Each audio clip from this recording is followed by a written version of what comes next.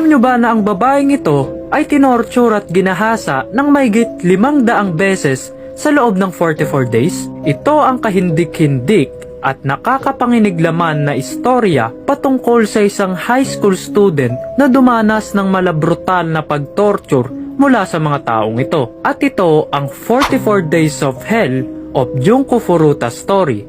Si Junko Furuta ay isang Japanese high school student na popular sa kanilang paaralan. Siya yung tipong babae na papangarapin mong maging girlfriend dahil sa ganda, pagiging mabuting estudyante at aktibo nito sa kanilang paaralan. Niwala rin itong kahit anumang bisyo. Sa sobrang popular nito sa kanilang school ay halos nasa kanya na ang lahat dahil napakarami nitong manliligaw at kahit ang iba niyang mga kaklase ay inggit na inggit sa kanya.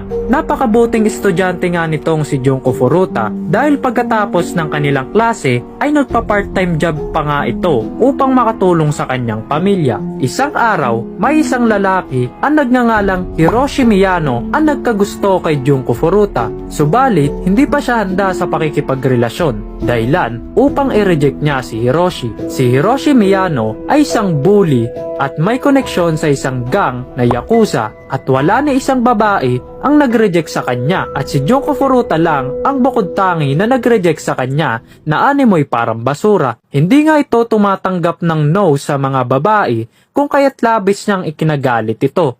Noong November 25, 1988 ng gabi, si Hiroshi Miyano at ang kanyang kaibigan na si Misato ay nagbabalak noong mangbiktima sa mga pagala-galang mga babae nang makita nila si Junko Furuta na nagbabike pa uwi ng kanilang bahay. Kaya sinipa ni Misato ang bike ni Junko Furuta at ito ay natumba at nasugatan. Nagpanggap naman itong si Miyano na kunwari ay tutulong siya sa kanya at tutulungan siya makauwi ng kanilang bahay kung kaya't pumayag itong si Junko Furuta na sumama. Ngunit ito na pala ang magiging huling araw niya at dito na rin mag-uumpisa ang kanyang impyerno sa kamay ng taong ito sa loob ng 44 days. Noong nadakip na nila si Junko Furuta ay dinala nila ito sa bahay ni Miyano at dito ay